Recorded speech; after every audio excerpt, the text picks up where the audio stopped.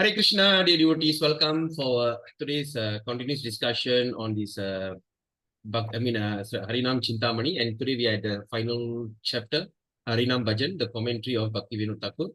So I'm so excited today after Egadasi. Today is Dwadasi. Varutini Egadasi was yesterday, so today we gathered and to discuss on this subject matter. So before we do that, let's do our invocation prayer. Om Eknanatimirandasya Gyananjana Shalakaya Chakshurunmilitam Yena Tasmai Sri Guruve Namaha Sri Chaitanya Manobhistam Stapidam Yena Bhutare Swayam Rupa Kanamayam Dadati Swa Parantikam Vandeham Sri Guru Sri Uttapadakalam Sri Gurun Vaishnavamscha Sri Rupam Sagarajadam Shahagana Raghunathan Vidam Tam Sajivam Satvaita Savaduta Parijana Saitam Krishna Chaitanya Devam Sri Radha Krishna Padan Sahagana Lalita Sri Vishakan Vidamscha Nama Om Vishnu Padaya Krishna Prishtaya Bhutale Srimade Bhakti Vedanta Swami Niti Namine Namaste Saraswati Deve Gauravani Pracharine Nirvishesha Shunyavadi Pasacharistharine Nama Om Vishnu Padaya Krishna Prishtaya Bhutale Srimade Bhakti Siddhanta Saraswati Namine Shri Varshabhanavi Devi Daitaye Kripabdaye Krishna Sambandha Viknanadayine Prabhave Namaha Madhuryo Jwala Premadya Sri Rupanuga Bhaktira Sri Gaura Karuna Shakti Vigrahaya Namaste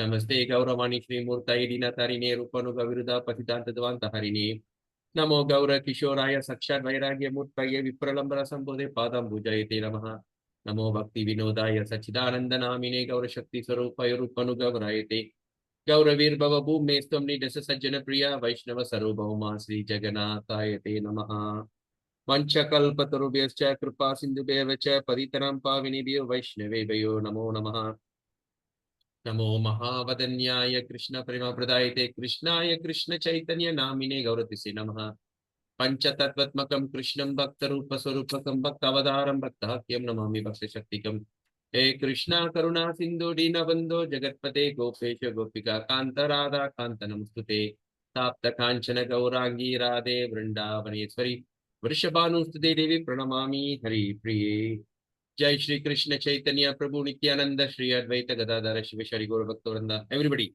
Hare Krishna Krishna Krishna Hare Hare Hare Rama Rama Rama Hare Hare Hare Krishna Krishna Krishna Hare Hare Hare Rama Rama Rama Hare Hare Hare Krishna Krishna Krishna Hare Hare Hare Rama Rama Hare Hare Om Namo Bhagavate Vasudevaya Om Namo Bhagavate Vasudevaya Om Namo Bhagavate Vasudevaya Namo Vishnupada Krishna Pstabhutari Shrimati Jayapataka Swami Namani Namacharya Padaya Nitai Kripa Pradayana Gaurakata Tamadayana Gramatarine Hare Krishna. So, okay, so today is 25th April. We are coming towards the end of month of April. Looks like we are enjoying every moment in the month of April. Huh? At least we are discussing on this Krishna Katha, and we are dwelling deep into this, what they call, in the teachings of, what I call, Prabhupada, huh? Under this thing. So Gaudiya Vaishnava. So, and also I'm very excited to hear some fantastic testimonies, from especially yesterday. Yesterday we had so many testimonies, and Sadguna Mataji was chanted 64 rounds. That's fantastic. That's truly an amazing feat. So like that, there's a lot of testimonies we shared. So it shows that Bhakti is working. It shows there's a transformation is happening in our heart. If there's a transformation is happening in our heart, that means Krishna is really start to pay attention on you already, right? So now you're under the radar of Sri Krishna himself. Okay. So, so without further delay, let's move on.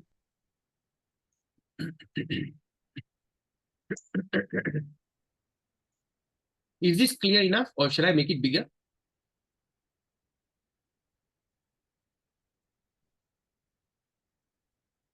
Everyone, is this big enough?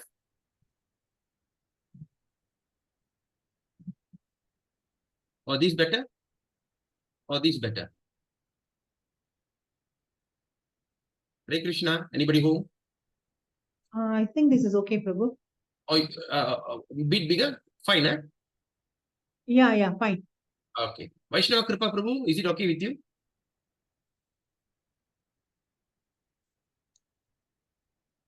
Okay. Am I? All right. So today we're going to continue our discussion. Then a bit yes, more bigger, Prabhu. a bit more bigger. Okay. How about like this? Fine, Prabhu.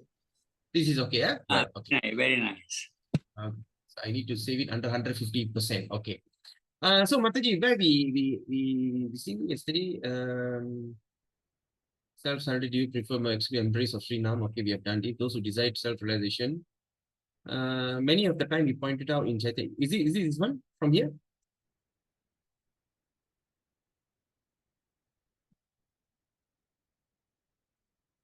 Nanda Devi Mataji? What exact connection from there, Prabhu? Sorry? What exact connection? Happiness between Krishna and the Jiva is prema. After that. After this. Yes, next paragraph. What Exact connection? Is it in this in this place itself? No. Somewhere down, eh? What exact okay, yeah, we remember. Okay, what exact Yeah, after that, yes, after that. Yeah. Okay? Yeah. All right, wait. Thanks. All right, okay. So we will just take a quick recap. So here we are talking about that about this our constitutional this thing. You know that so Krishna must be compared with the full sun, and the Jiva are his innumerable rays. We are just his rays. Then also is a Varja, okay, and we also saw some Upanishads here. Okay, this Upanishad, Shvetashvatara Upanishad, and Mundaka Upanishad. So there's shows that the Chit Rasa coming to conceive the Krishna to be life of lives, the wise after discarding all garrulity, dry wisdom, and vain argument. Dry wisdom means like those people who are thinking, speculate on how the God looks like this and that, so these kind of things. Okay.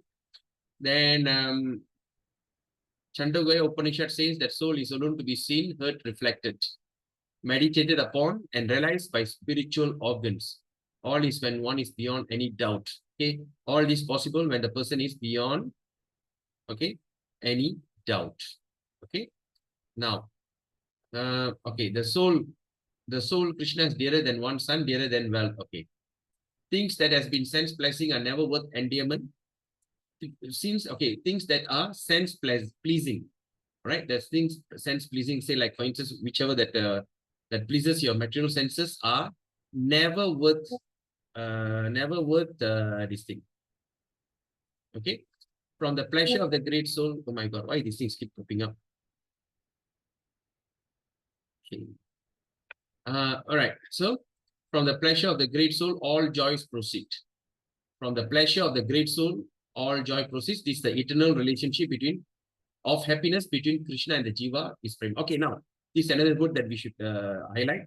The eternal relationship, okay, between happiness between Krishna and Jiva. That means the relation of happiness between us and Krishna. That is what we call as prema. Okay, now let's look at this. What exact connection does the exist between the manifested and visible? Okay, now let me do it again.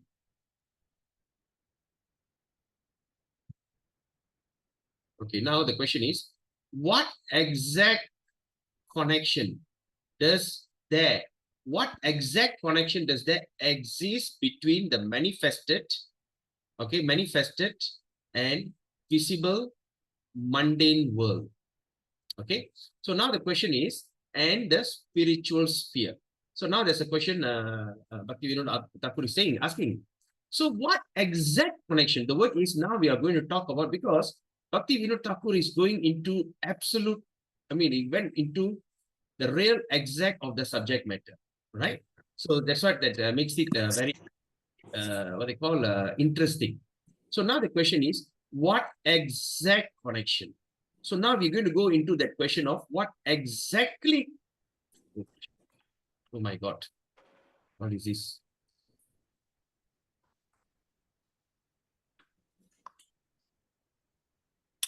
Okay. Now the thing is, so where is it? So what is the exact connection that that this thing? So we're going to speak about that. What is the exact connection? Exact connection between who? Between the manifested and visible mundane world. Okay.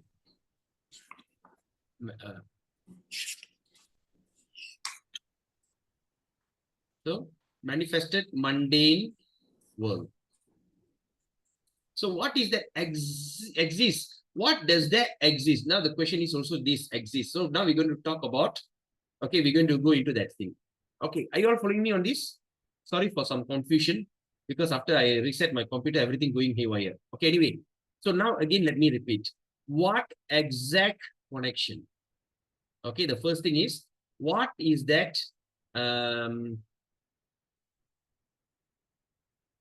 So what is the exact connection? Exact connection that exists. What exact connection exists?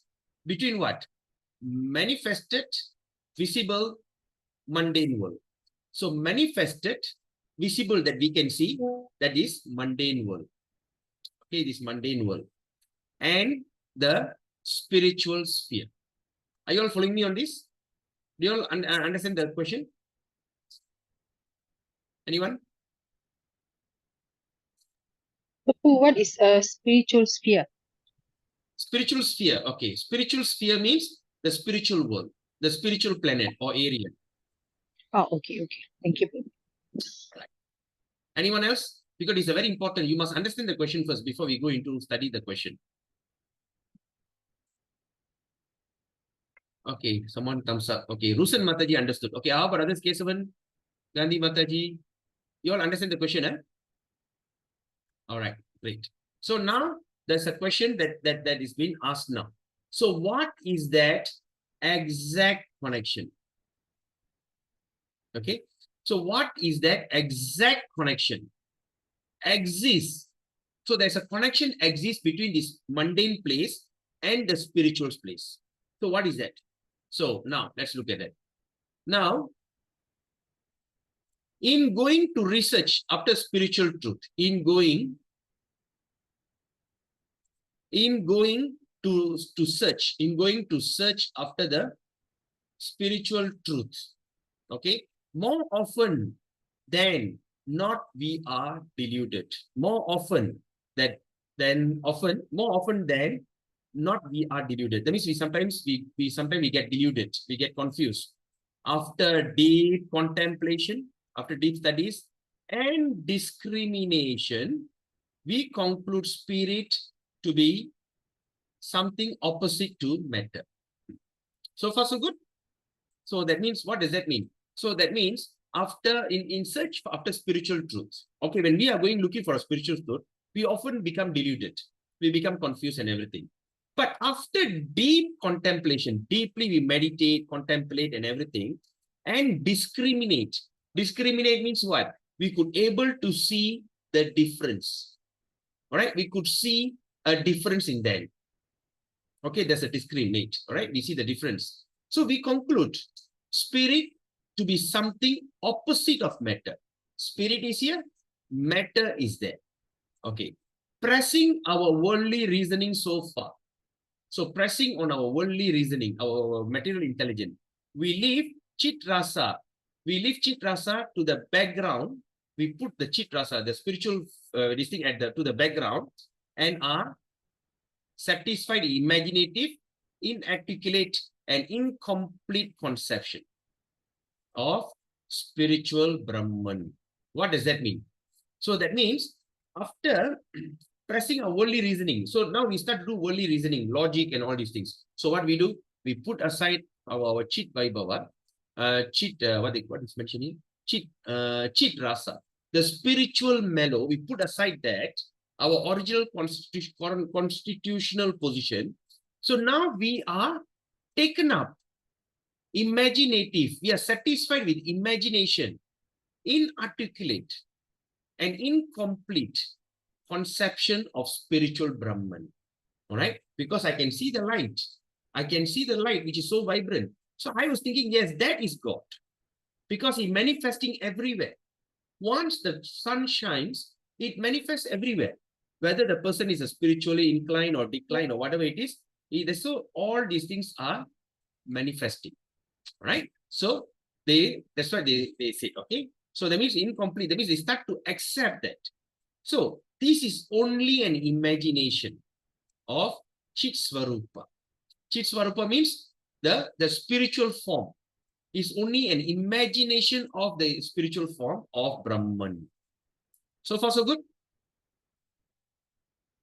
Okay, now let's look at that. In such a stage, now we are talking about how the Mayavadi interpret, all right? So they only go to the level of imagination, Chit Swarupa Brahman, all right? In such a stage, Brahman is immutable, incorporeal, invisible, or formless. So this is the idea that they come up with. So they come up with the Brahman is immutable, cannot be muted, incorporeal, invisible, and formless. And then without attributes and dry of prema. So this common perception is like sky flower, right? It's just like as though the flower in the sky. And being unable to know the name, form, attributes, and pastimes or diversion of the Chit Swarupa, right? What is the thing? We are unable to know the name, right? Like for instance, when you see that, okay, there's a lot of religious process out there, Mohammedan religion, Christianity, and all these kind of religions are there. So now the question is, they are unable to know the name. They just say God. Yes, but God means it must have a name. Okay, it should have a name by itself. But he said no, God. Right? God is there.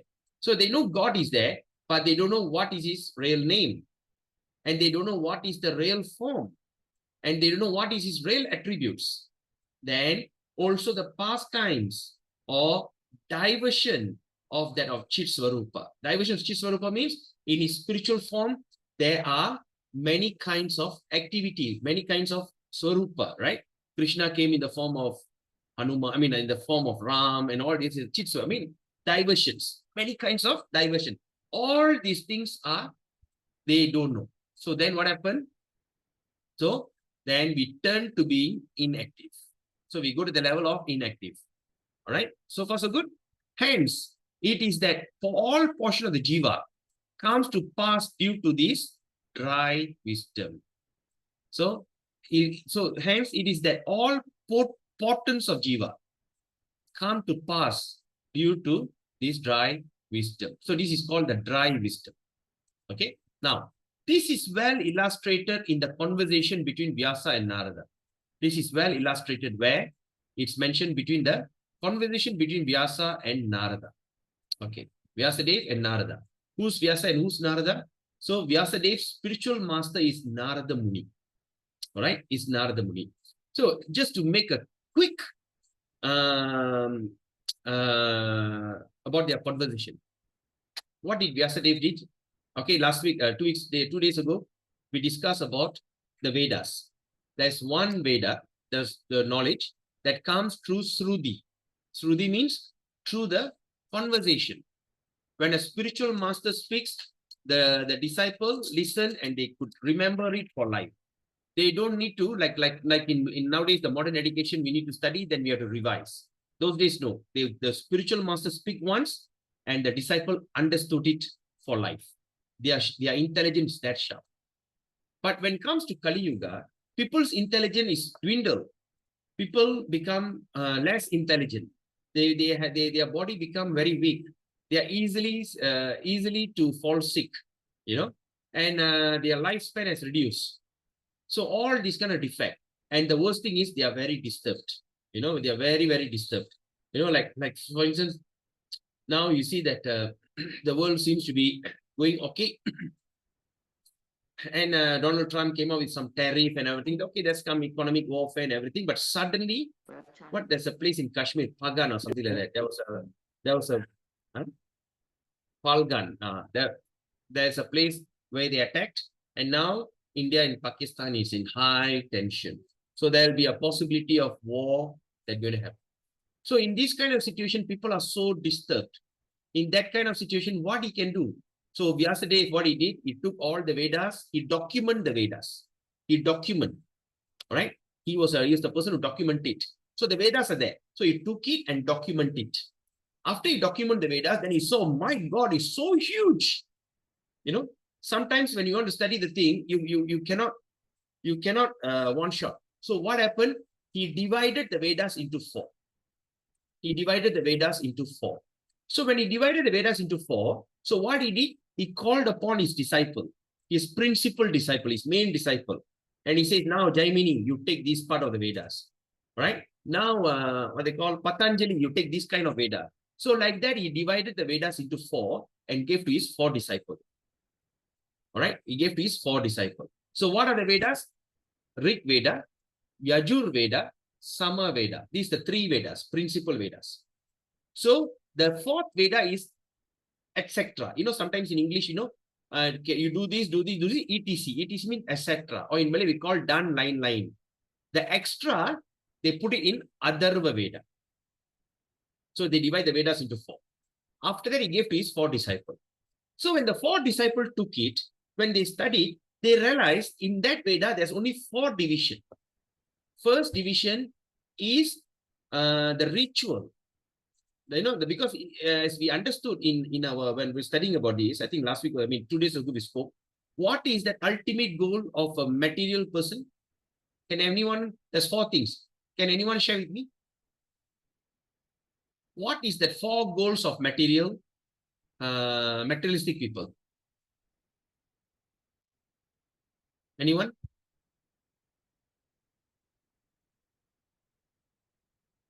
Anybody home? Do you understand my question? Artha, Yes. Kama, and Moksha. Kama. The another one is what? Kama, Artha, Moksha. Moksha. Another one. There's another 4th one. Artha, Arthati. Artha. Arthati, Number 2. Arthati. Number 3, economic development. And number 4, Moksha. Moksha. Then what is number 2? Number 2 is desire, Kama. Okay. Kama. Number the other one, you have some problems in your life. Yeah. No. What I mean is in Sanskrit, what do you call that? Number 1 is Artha. Artha. Dharma. Dharma. Artha, Kama, Moksha. Yes, correct. Vaishnava Prabhu, you didn't mention the word Dharma. You only Yeah, said religiosity. Dharma, Artha, Kama, Moksha. These 4 things is the ultimate goal of a human life. So, wow, because in somehow, if you want to achieve Dharma, Artha, Kama, Moksha, also you have to be referred through the Shastra. That's the thing of Karma Kandi. Do you all remember Karma Kandi, Jnana Kandi? First is Vikarma, Karma, Karma Kandi. There's 3 types of people. Can anyone tell me what does it mean?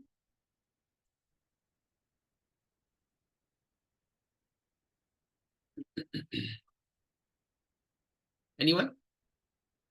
3 types of devotion or 3 types of people?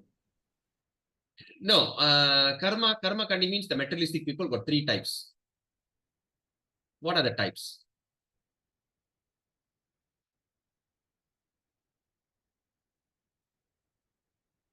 Vikarmi, Karmi, Karma Kandi. Can anyone recall?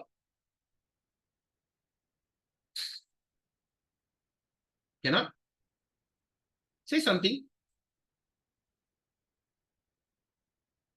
Okay, assume that your silence means you don't know, you've forgotten. Or maybe, not to say you forgot, you couldn't recall, okay? First Karma, is... Vikarma, whimsical. You do on your own. That is who? Vikarma.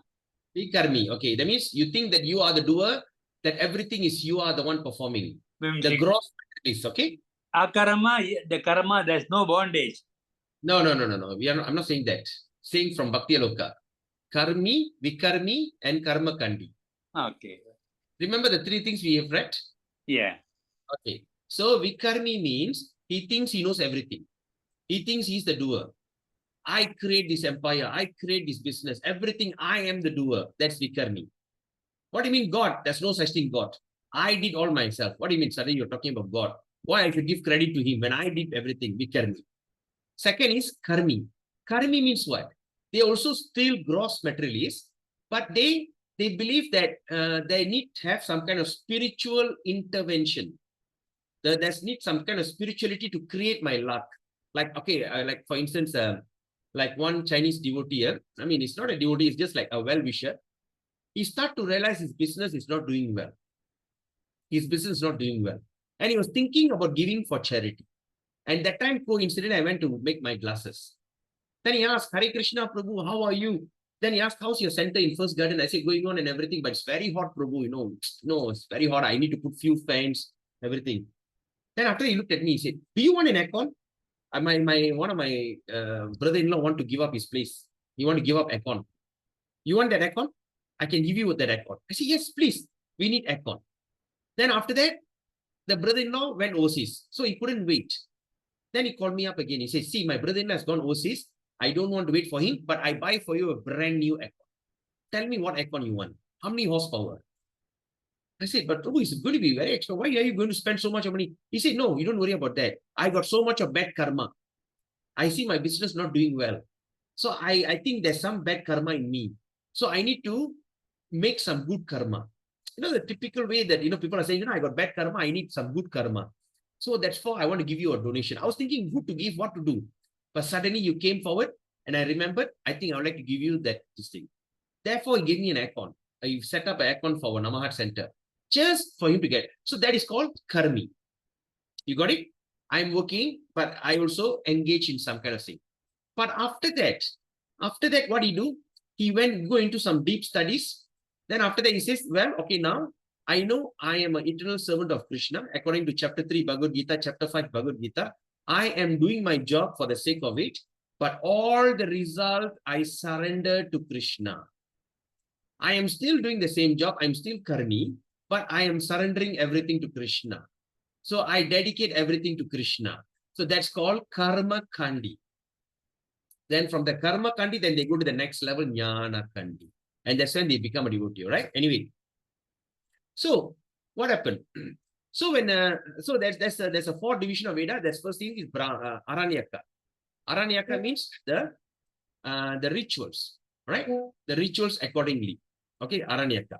Number two, they know there should have some kind of ritual, like wedding ritual, death ritual, you know, morning ablution, wake up in the morning, what you should do, how you should do the prayers, how are the things and everything. So all these things are what they call. Okay, so all these things that's called under Brahmana. So the Vedas, there's two things. First is Aranyaka, all right? That the ritual of sense gratification, Dharma, Artha, Kama, Moksha. Then Brahmana, the rituals of a Brahmana. There's the two things. Then after that, there's a third thing called Upanishad, instruction, and Sanghita, commentary. So what they do, they took the Vedas, they divided into four. Right? So, Vyasadeva divided the Vedas into four and gave to all the disciples. So each disciple took it, they divided into further four. Aranyaka, Brahmana, Upanishad, and Sanghita. Brahma Sanghita, like Sanghita. They divided into four. All right? Then what they do? From there, his disciple, let me say example, Vyasadeva gave to Jaimini Rishi, and Jaimini started that under his parampara. So his disciple, what he did, he took it and further divided into more and more small parts. All right? Small parts. So easy to understand. Purana, Itigasa, Agamya. All right? Agamya means a detailed ritual of deity worship and these kind of things. And Itigasa means stories. All right? Stories that related like you know that Mahabharata Itigasa, right? Like that. And then another one is what? Purana. Okay. So that means that then there is, Purana got how many? 108 types of Puranas. So it is such a huge thing. Then after Vyasa agreed to this, he said, oh my God, do you think any layman will have a lifetime to study this? So what he did, he summarized the entire Vedas. You got it? The entire 4 Vedas, he summarized it. First, before he gave to his disciple, after he gave to his disciple, he started to wonder, will it work or not? So he gave a summary. What you should understand in the entire Vedas, there's a summary. All right. So in that summary, he wrote the summary of the Vedas. That's called Vedanta Sutra. Are you all following me on this? Anyone confused? Okay, bro. You go. Okay. Rusan Mataji, you got it? Rajina Mataji? Sadguna Mataji? All good, eh? Okay. No good. Too heavy at this topic because there's so many Vedas included. Too And heavy, right? Started here, you feel heavy already, yeah. no, just because the Vedas, I don't have any clue of that. Okay, now Vedas. Okay, now let me see. Vedas, that means it's a body of knowledge. Okay, so far you understand this? Okay, good. Okay, so Vedas means body of knowledge. Okay, Vedas means body of knowledge. Okay, now this is huge. So Vyasa, what he did? He divide to 4 volume. 4 huge volume. Okay, so he divided into 4 huge volume. That means, what are they? Number 1, Rig Veda. Number 2, Sama Veda. Number 3, Rig Sama Yajur. Okay, Yajur. Okay, and number 4 is Atharva. You got it? So far, so good. Okay, you mean Yasa is create this Veda? So Vyasa is what? You say Yasa created this Vedas, right? He summarized. Samurai, okay. Divide. Sorry. See, Vyasa Dev, there's one Vedic knowledge everybody is following. So Vyasa is actually Krishna's incarnation. He came in the form of a saint. He took the Vedas, he divided into 4. You got it? Okay. Yeah. You understand, Mataji?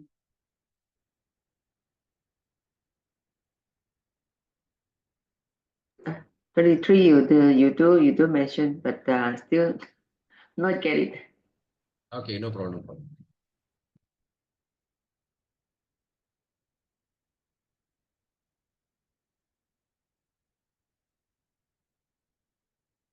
Okay, now I show it at a bigger distance. This is very important actually. All right. So now there is one place, okay, which looks like this.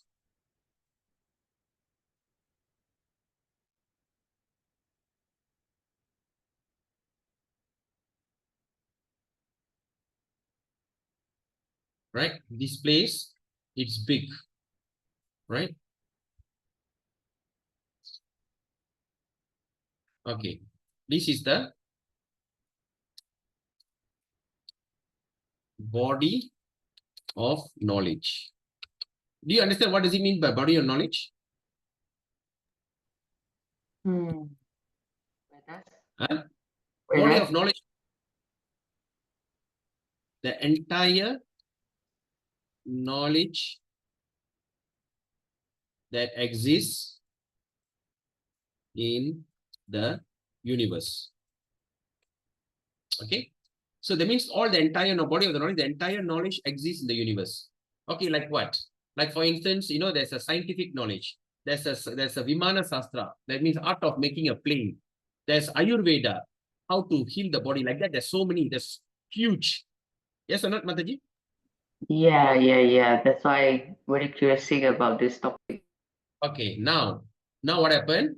So when people have no life, no this thing, so Then this Vyasadeva, what he did, he document, okay, Vyasadeva, all right, who is a incarnation of Krishna. Okay, first of all, is incarnation of Krishna. All right, he also known as Veda Vyasa. Veda Vyasa Dev, right? Okay, I just don't want to put this to confuse you. So Veda Vyasa. So Veda Vyasa, incarnation of Krishna, what he did? He divided the entire knowledge into 4. So far, so good? Yes, this one, yes. Okay, he, first of all, he document.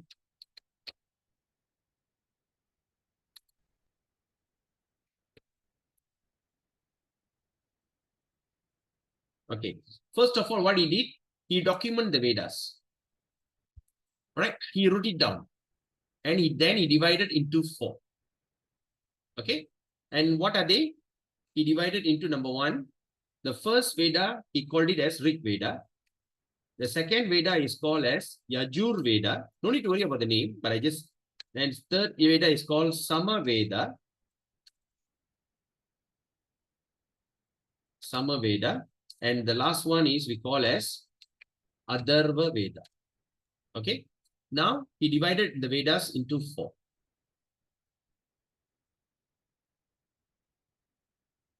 Okay. He divided the Vedas into 4. So far, you understand this? Yes, yes, yes. Very clear now. Very good. So why he divided the Vedas into 4? So that people can take part by part to understand. Okay. Now this Veda, what he did, he gave to his 4 disciples. He gave to his 4 disciples. 1 disciple, 2 disciple, 3 disciple, then the 4 disciple. Right? So he gave to his 4 disciples. Okay, I couldn't remember the name, but I just remember 1 or 2. First is Jaimini Rishi. Jaimini Rishi. Okay, he's one of the disciples. Then he gave it to Patanjali. Patanjali. Right? Patanjali. Then others, I can't remember. There's another one is also called as Vedavyasa. The third one, okay. Anyway, he gave to 4. So far, so good. So that means Jaimini Rishi take Rig Veda, Patanjali to Sama Veda, like that. He divided the Vedas. Yeah.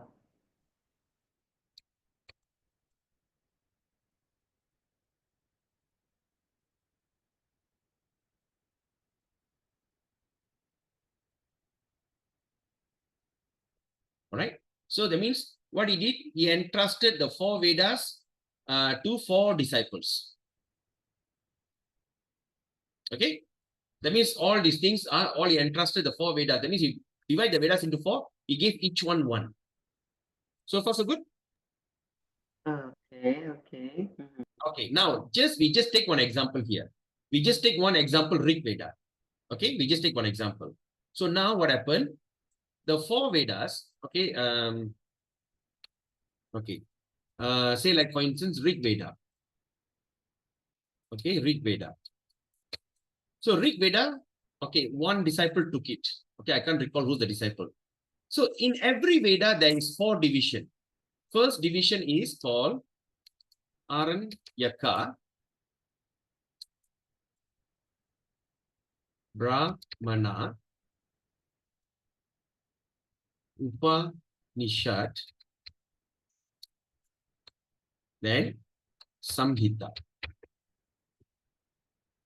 Okay. So every Vedas is divided into 4. This is a message here. Paila. Yes, Paila Rishi. Okay, okay. So now what happened?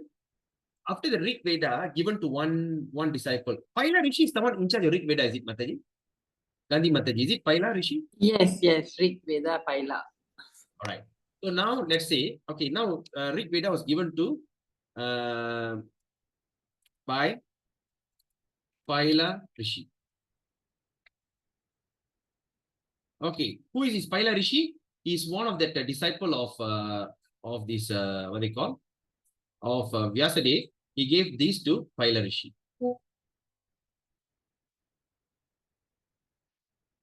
Okay, he gave to Paila Rishi. All right. So what happened in this Paila Rishi? What he did? All right, he went and divided the Vedas into 4. The first division is Aranyaka. The second division is Brahmana. The third division is Upanishad. And the last division is Sanghita. You got it? So like that, all the 4 Vedas are divided. So far, so good? Yeah, wow, very nice. Nice. Okay. So these two are considered, Ayyo, Krishna, what is wrong? Okay. Okay. These two are considered, all right, this is considered rituals. All varieties of rituals. Okay. And here, and these two here are, okay, here we call it as learning and instruction. Okay.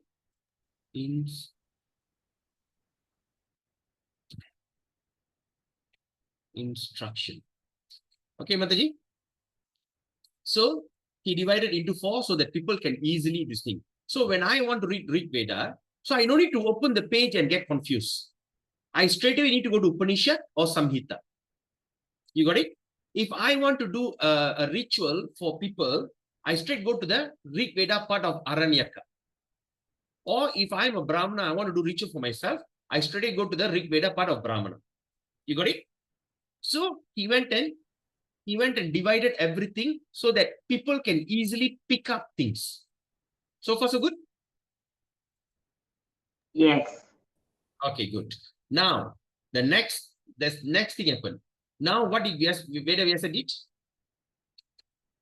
Veda Vyasa, he divide the Vedas to how many? How many, Mataji? Rusan Mataji. Oh, yeah. Vedas is a 4. Oh, very good. So he divided the Vedas into 4. Okay. Then, so when he start to distinguish Vedas into 4, then he start to realize, oh my God, can people can understand this or not? So first he gave to his disciple. Okay, number 1, the first step is the step 1. What he did, he gave to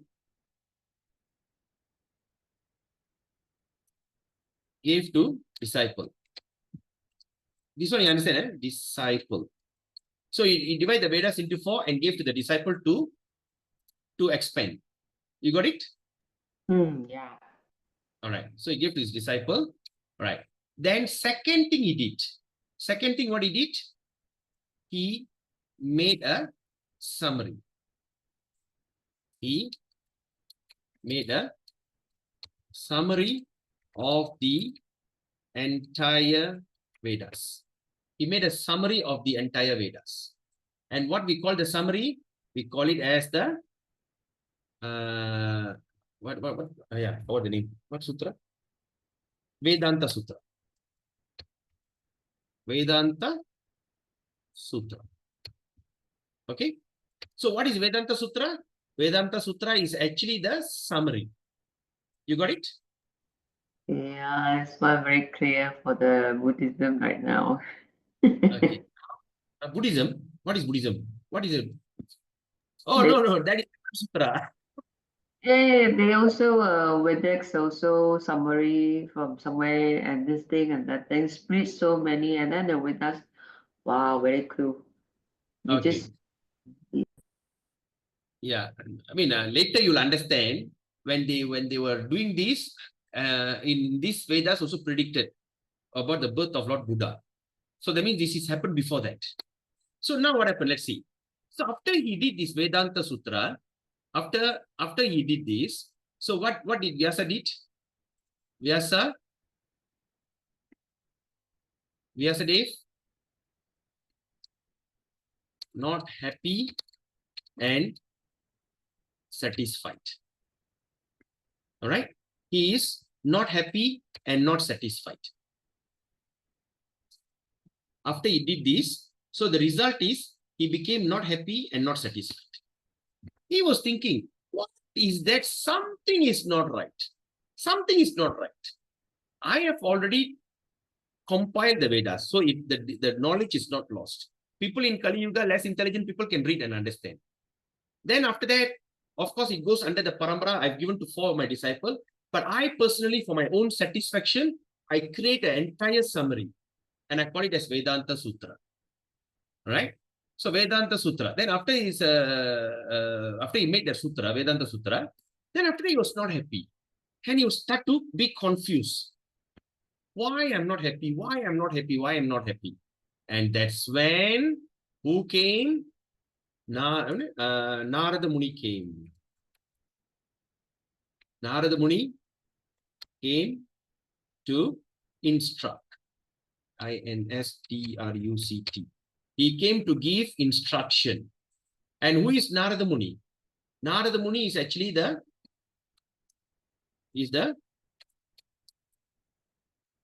spiritual master of Veda Vyasa. So far, so good. So he was not happy, and Narada Muni came to give instruction.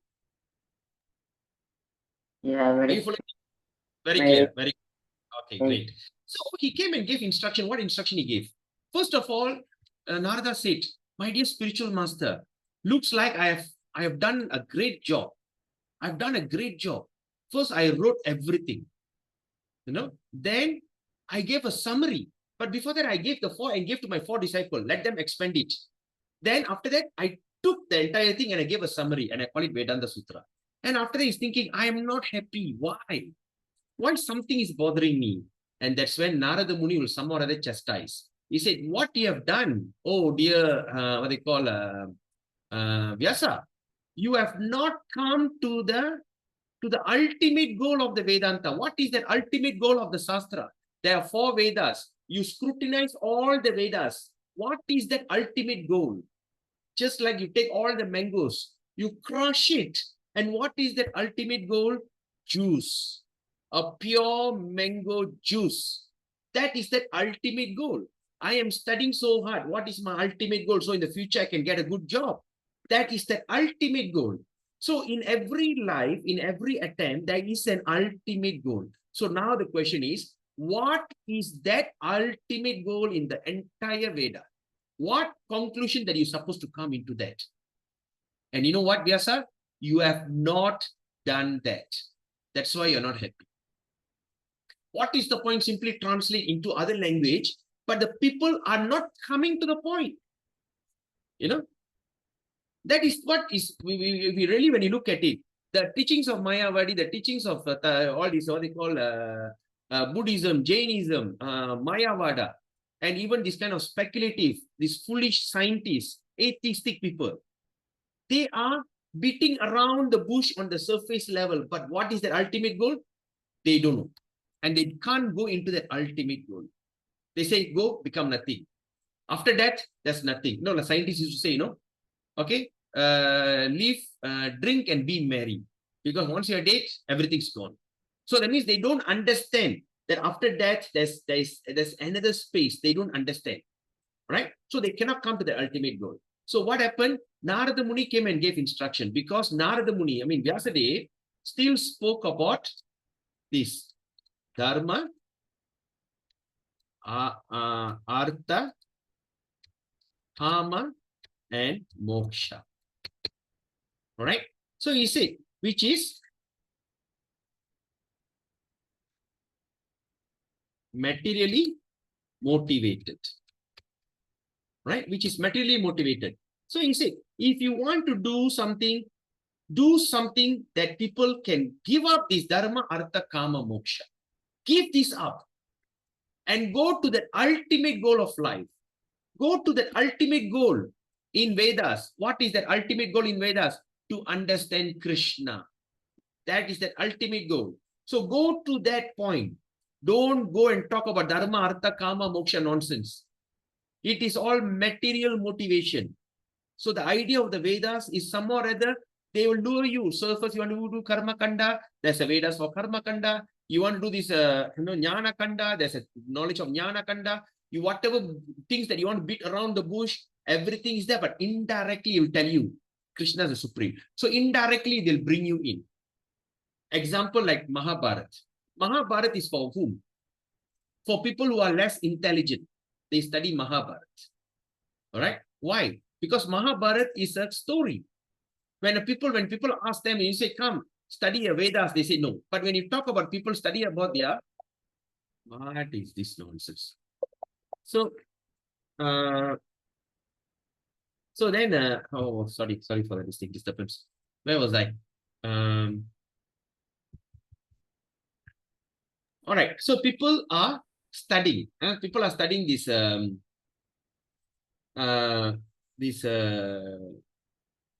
When you ask them to study about autobiography or some history book, they love to read.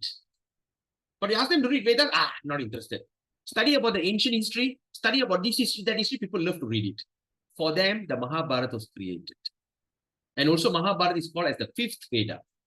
But what happened? In that Mahabharata, you read. In between, in Bhishma Parva, they slept inside Bhagavad Gita. You know? So when people are reading Mahabharata as a story, they will stumble upon Srimad Bhagavad Gita. So that's the idea. Like that, in all the things are there. So he says, now you have all this Dharma, Artha, Kama, Moksha, which is materially motivated. How can he be happy? So what should I do? Now he says, now you give another thing. Now I tell you what. Now you have already made the Vedanta Sutra. Now create another thing. Right? So what is that? The instruction is, you summarize the summary. You summarize the summary on actual goal of life. So that was the instruction. Right? So you summarize the summary.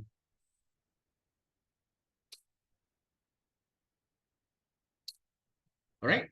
So what is it? You summarize the summary of the actual goal of life. So it's already, Vedanta Sutra is already a summary. And he said, go further and summarize it. Summarize it. Go straight to the point. Don't beat around the bush. That's why in chapter 1, let me say. So what is this summary? And this is the summary which we called as, Srimad Bhagavatam. This is the summary.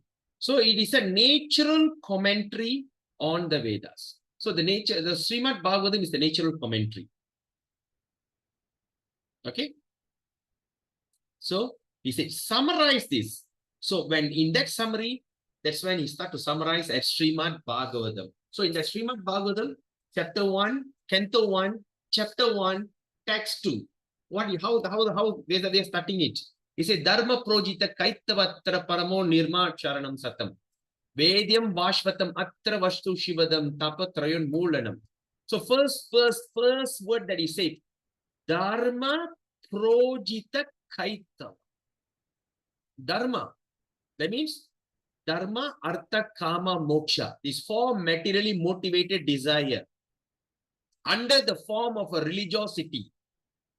Give it up. Projita. Projita means what? Completely reject them. Don't even keep a bit.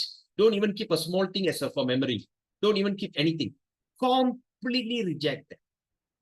All right? And in that, why? So that means that any dharma, religiosity, that is completely reject, which is Kaitava dharma. Kaitava means covered by fruitive intention. That means covered by material intention, right? Dharma, Artha, Kama, Moksha. You got it? So now, Rusan Mataji, do you understand this? Wow. You really make us very happy. I have to thank you because you asked this kind of question. You're making me to remember what the things that I thought I'd forgotten, but okay, somehow or other I could remember. Okay. So everyone got the idea? Yes, yes, Prabhu, very clear. Very Thank you, clear. Rusun. Thank you, Rusun Mataji. But No. only thing, Because I also great that we are in this group to discuss. It's very hard for one name even, and also thank you for Patita Nana on and repeating this thing. yeah. It's very patient, full of patience, yes. I love this job. Thank you, That's why Prabhu. what I'm doing. All right. So now the thing is, okay. Okay, now we understand Jaimini, Rishi, Patanjali. Then another one is what Mataji just now you said. See, I still forget things.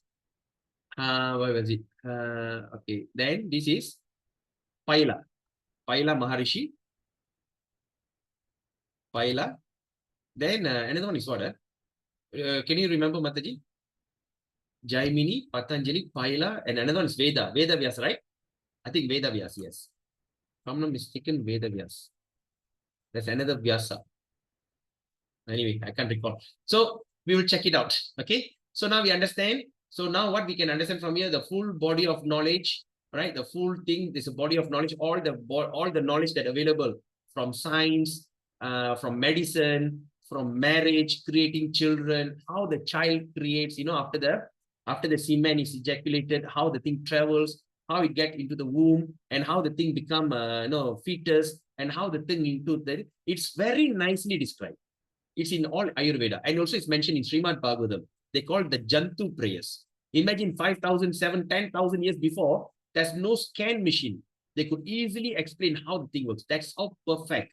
So of course, it's so huge. And Vedavyas went and divide all the entire Vedas into 4 and gave his 4 entrusted dividers. Disciple. He entrusted the divided Vedas to his 4 disciples. Then after that, he told them, expand it. All right. And every Veda, there's only 4 divisions.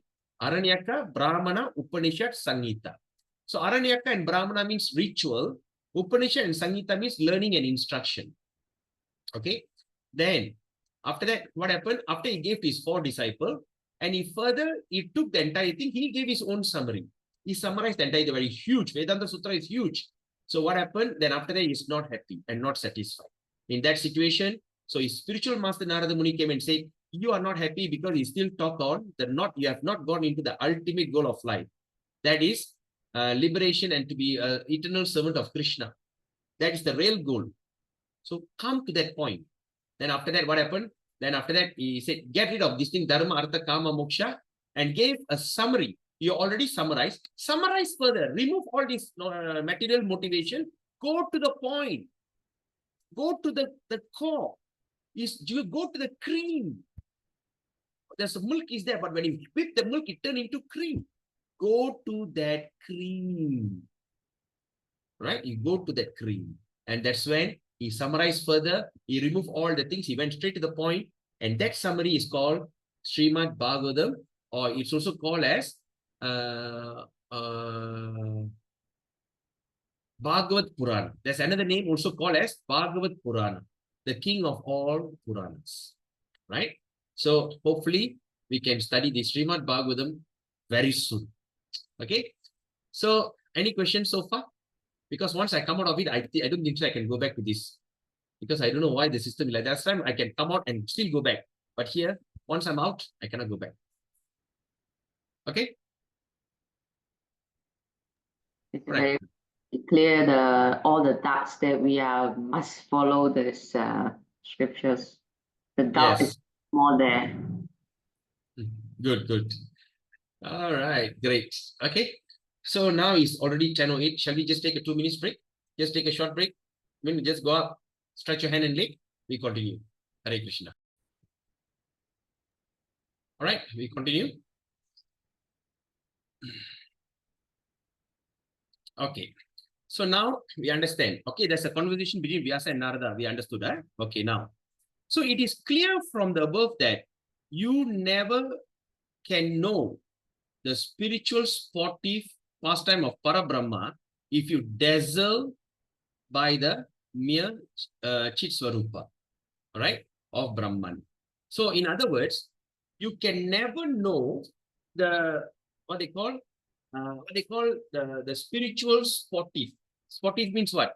All the pastimes of Krishna, just by thinking Krishna is formless, Krishna is light, under the understanding of Brahman. Under understanding of Brahman, you can never understand the Krishna's mysterious and eternal and pleasurable pastime, which is only semblance of the eternal light of Chit. Okay, because they only talk about the eternal light of Chit, all right, or the spiritual light. That's it. Brother, look ahead. Bhaktivinoda Thakur says, brother, look ahead. Enter into the kingdom of Godhead. After dashing through the brilliance, all right, of pure and simple Chit. So, Bhaktivinoda Thakur, come out of it. Let's go into straight. Don't stay in the light. There's a light, and in the light, there is a source. Okay, in the light, there's a source. Example like this. Okay, first we talk about the light.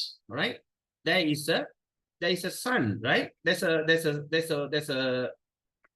light. All right, and after that, there is this the light. Okay, so this is the light. So now the question is, don't stay here. Don't stay here. This is nothing so exciting about here. When we enter here, oh, this light, even because Krishna is supreme, even his aura, his body is so nice. He said, come out of this place, right? Come out of this place. And what do you do, my dear brothers? Go straight into the source. Go straight into the source of the light. The light is up there because I feel the thing is bright because the light is there. The source, the bulb is there. So go straight to the source. Don't stay in this place. Once you go to the source, you could go and see the beautiful, what they call, sportive pastime of Sri Krishna. Okay? Now,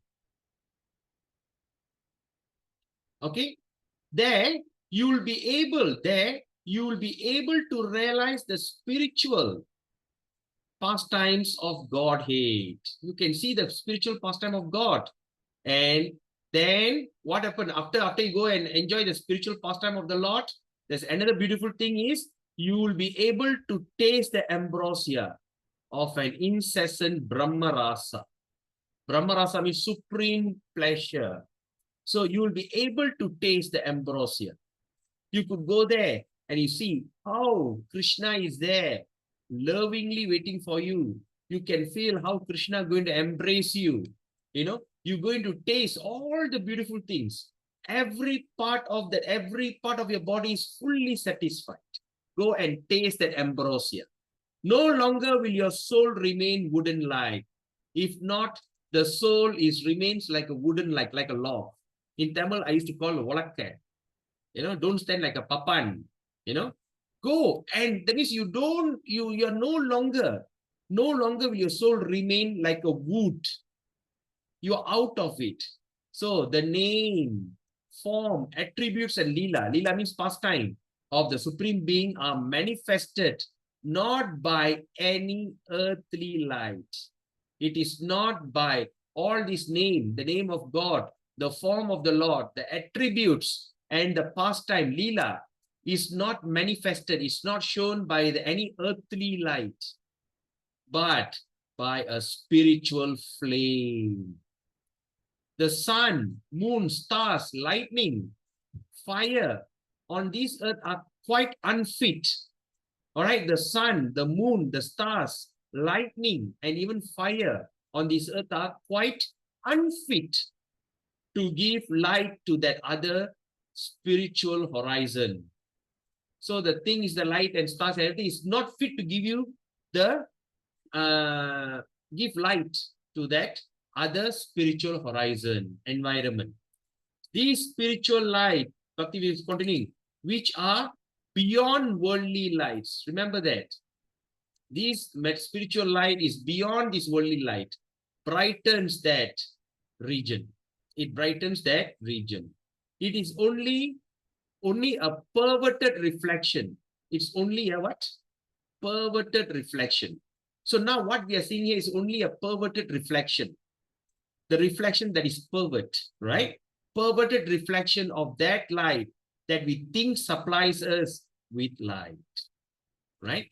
So all the things that you see, oh, I can see sun, I can see moon, I can see this thing, all this light actually is a perverted reflection. It is not the ultimate light. It's only a perverted reflection, right? Just like if I put a mirror in front of me and there's a sunlight, the sunlight is very vibrant, coming and hitting the mirror and reflecting back to me, right? So the reflection of that mirror, I think that is the light, that is God. But actually it's a perverted reflection, right? Pervertedly reflected. The ultimate is the sun there that's giving that shine, the shine, right? So when the sun shines directly, hit the thing and comes back to me, it doesn't have the direct impact of I'm facing the sun. Yes or not? If I face the sun, its effect is different. Compare it's come and hit the mirror and reflect.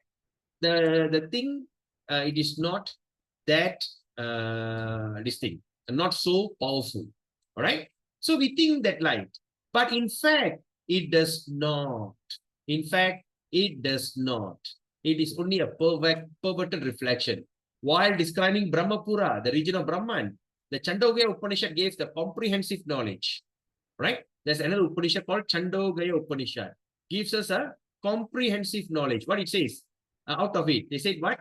The spiritual kingdom as displayed by the spiritual light is an ideal to this base earth. There is not least tinge, there is not the least tinge of baseness, right? When you talk about base of knowledge, so if there's not even a tinge of that baseness is there, that means knowledge without basis, right? While on the contrary, only an all-pervading daintiness is its sweet affair. So that means, but this is all baseless. But on the contrary, only all-pervading daintiness. That means without any deceit, the sweet affair of Krishna. The 14 mundane worlds. What are the 14 mundane worlds? Do you remember? Huh? Do you know what is 14 mundane worlds? Anyone can tell me the 14 mundane worlds. What are the 14 mundane worlds?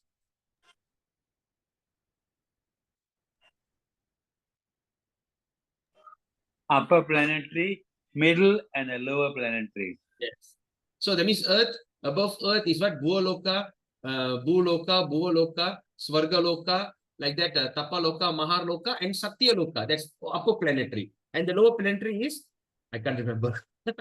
Lower planetary is this, Patala, Talatala, Sutala, and the upper is Patala, right? Yes. So that's the lower planetary. That means up to the Satyaloka, the place of Lord Brahma, and up to the lowest, the region of Yamaraj. All these places, even you think you're going to go to heaven, you're going to go to Swarga, you're going to have a heavenly delight, you know, all these are perverted, is mundane. So it says the 14 mundane, the word that we should always highlight is the mundane world, right?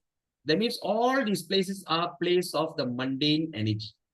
That means still under the material energy, all right?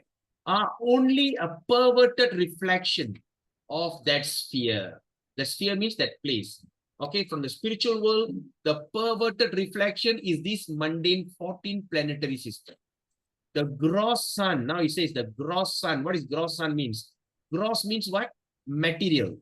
The material sun, the sun, Matahari, is a reflection of that light.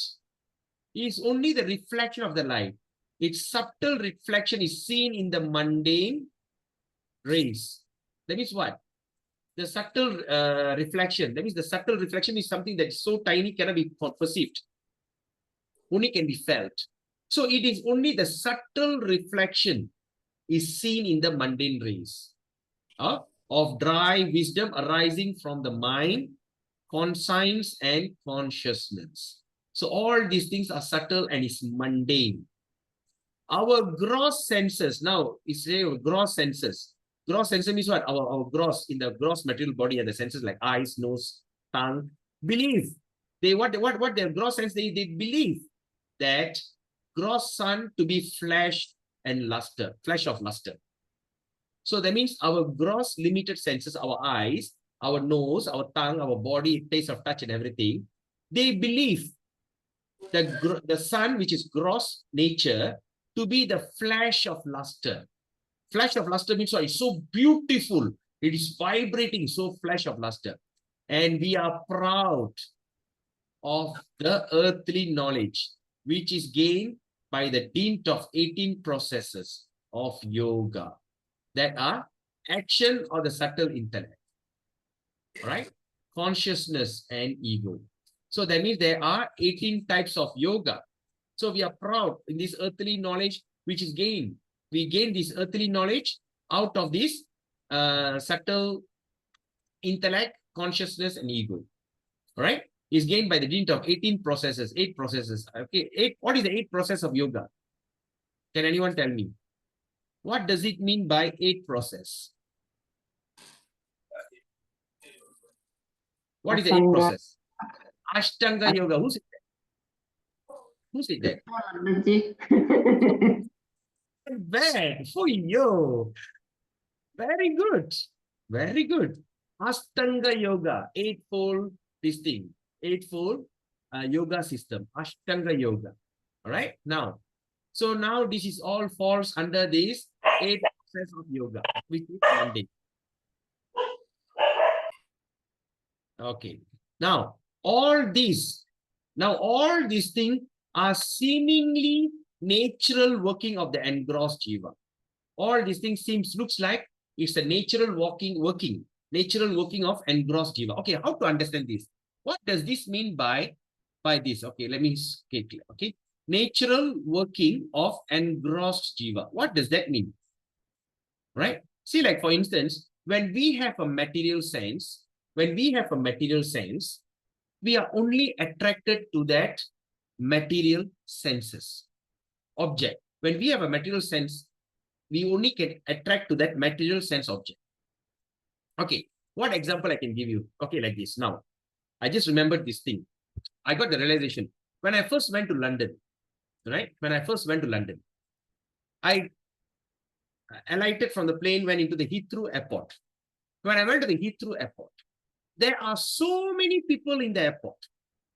All right, we are in Malaysia, we hardly see Angmos. We don't see that white people. All right, and there's so many white people around. There's so many people are walking up and down. You know, there's an advertisement, there's a billboard, and the environment is very cold. You know, you go into the place where there's a natural aircon. You know, so like that. Then I was walking, you know, looking at everything, and there's so many things are there. I'm randomly seeing.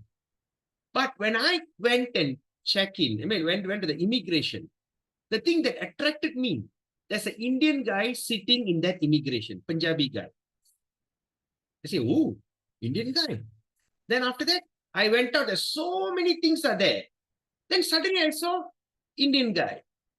Then I went and stayed in the hotel, right? I went to the Oxford Street there's a hotel there. I went to the hotel and I came out and I see so many Indian people. I say, wow, so many Indians. I was thinking whether I'm in Bombay or I'm in London, right? Like that. So how to understand that?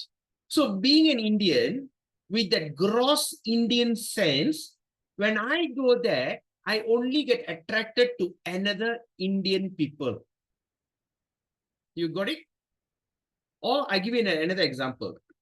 There is a place, sometimes I send my daughter, I used to go to one Padang, you know, there's one Padang. And there I used to go there to chant. So there what happened, near the Bircham area. So there what happened, there's a place where all the foreign workers are there. All the foreign workers are there. And there's one group of foreign workers, the Myanmar people, they'll be playing, Myanmar, I'm not sure whether Myanmar, looks like Myanmar. They used to play volleyball. They love to play volleyball. So what happened?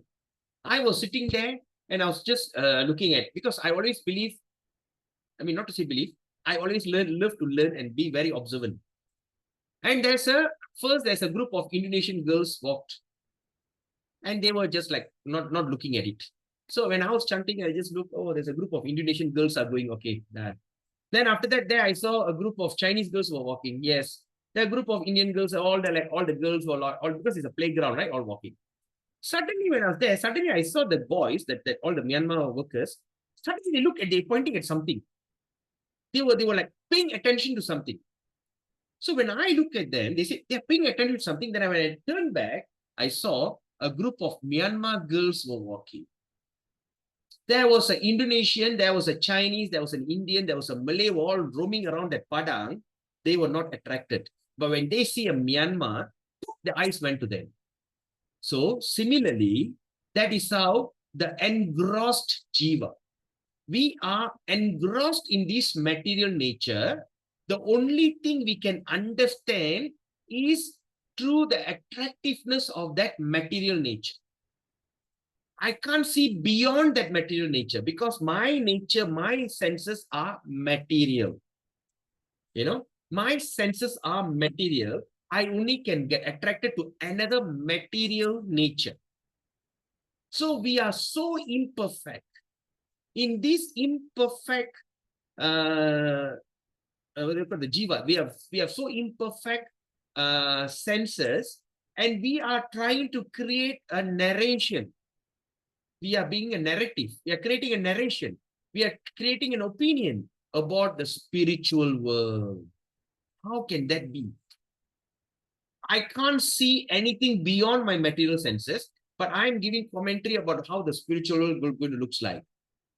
That is what they call mental speculation. I'm speculating using my limited intelligence. Right? With my limited intellect, I'm trying to speculate.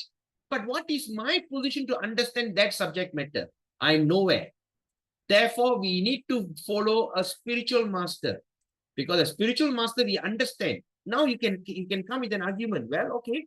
Now what you're saying is correct, Paditatarana. That says that, okay, fair enough, that these people, everything, I've got a material senses and everything. But the same thing, the person that you are saying surrendered to a guru, he also like a man like me. He also eat like me. He also, when there's a sunshine, I see him sweating. When there's an aircon is so cold, I see him shivering. You know? And I'm seeing that he go to the washroom. I see him, he's going to take his bath. I'm seeing he's going to the toilet. I see everything. He's just like me. And he also has material senses. Why I should surrender to him? You can argue like that, right? I got material senses. I can't see beyond that. And what do you think about spiritual master? Therefore, that's why in Chaitanya Charitamrita Adi Leela, chapter 1 on devotional service, Krishna explained very nice, not devotional service, under spiritual master, the first chapter. I mean, what they call Krishnadas Kaviraj, nicely explained the 3 types of guru. The first person that's going to guide you is the guru that in your heart. That is called Chaitya Guru or Paramatma. Right? The Chaitya Guru will tell you what to do. You feel like eating beef, you will be attracted to that beef. And they'll teach you how to cook the beef. Where you got that idea from? From the inside Chaitya Guru. Right? So that Paramatma is the guardian, is the permitter and overseer. We studied that in the chapter 13 Bhagavad Gita. Right? But at the same time, when you turn back and says, well, I want to know Krishna. So what happened? That Paramatma will come and give you the first instruction from your heart. Go and chant Hare Krishna. No, first thing, go and look out for this Hare Krishna movement. When you are just simply going in your internet looking for some truth, suddenly you get attracted to ISKCON. Why? Why not other place? Why not Sai Baba? Why not Shirdi? Why not a lot of things? Sadhguru, who talk nonsense, who give very good teaching. Why not them? Why suddenly this? I say, Hare Krishna? Let's see what is it all about. Read. Then after that, you Google. Where is the nearest center? Oh, Ipoh. There's a Padang Temba, Jalan Lang, Padang Temba. There's a nearest center. Let me go there. And come there and just look around and says, what do you people do? Right? I want to learn more. And after that, you come there, you want to learn more, you'll be very skeptical. Okay, like what Rusan Mataji that day she said, I came here, just play, just want to find out only. Just like that. Come here, just to find out what you people are doing. Then after that, the Chaitya Guru further, because you start to have the desire without even you realizing it. There's 2 consequences. You had the desire without you realizing it. Or number 2, you are reviving your previous birth attitude, karma, your previous birth. Prarabdha karma, once upon a time, you have done some seva. And after some time, you finish your period, and now you're coming to the level, now you're realizing it. You know? And you're realizing it. And at what age you can realize? Any age. Vaishnava Kripa Prabhu proved it. He found Krishna age of 70 plus. Right? And Jnana Mataji start to chant 16 rounds at the age of 86. So it doesn't matter when. Somehow or other, it will come back. The Chaitya Guru will tell you, do it. Then after that, he says, okay, now go there. Then after that, get to know some person. Then, okay, you get connected. Then after that, you buy 1 or 2 books. Then you don't understand. Then you come back. Then you do comparison study. Based on my understanding and based on this Bhagavad Gita, does it match? It doesn't match at all. This one, he says, sit in one place, do this skill. But Bhagavad Gita says, actively involve. Don't stay idle. Don't sit in one place and become a log. Actively involve. And after that, he actively involved in spiritual life. Because bhakti means active involvement. Use your eyes to see him. Use your nose to smell the fragrance of his rose. Use your tongue to taste his prasadam. You know, use your hand and leg to touch the deity, and not leg. Use the hand, that sense of touch, to touch him. That's the 5 gross senses. Then we have 5 working senses. What is the 5 working senses? Go, the voice is the one sense. Go there and chant Hare Krishna. People are singing and dancing. Use your voice. Hare Krishna, Hare Krishna. The second working senses, your hand and legs. Right? You go there. You just dance, sway left, right, and clap. Right? Then you start to engage your working senses. Then after that, you'll be wondering, okay, now what should I do now? Right? So, knowledge, acquiring senses, then all this, so you try to see, what is so nice. Then you do comparison studies. And that's when your mind will come into, they say, no, you are doing nonsense. This is nonsense. This is better. You know, you don't need to do all this, just sit and meditate, you know. So you become confused. Then after confused, okay, now he says, never mind, now I think I should go into a deeper study. And let me go inside deep. So you go deep inside, you start to learn more and more and more and more. And somehow or other, you start to have change of heart. And what inspires you to go and read more? Your Chaitya Guru in your heart. After that, the Chaitya Guru will appear in front of you as your Siksha Guru. And that Siksha Guru will take you further. Chaitya Guru inspiration in your heart. But Chaitya Guru, the Siksha Guru is a person who's going to come and inspire you and going to motivate you, going to clear your doubts. Right? So now Chaitya Guru and Siksha Guru will work together to clear more doubts. The Chaitya Guru says, ask this question. You ask a good question, you know, like that. So ask that question. It inspires you. Then after that, then after you are so convinced, then you start to chant. You then say, okay, chanting is the best thing. I know I'm an eternal servant of Krishna. I want to re-establish my lost connection. Then what do? Then you start to chant and everything until one moment you start to see a Diksha Guru.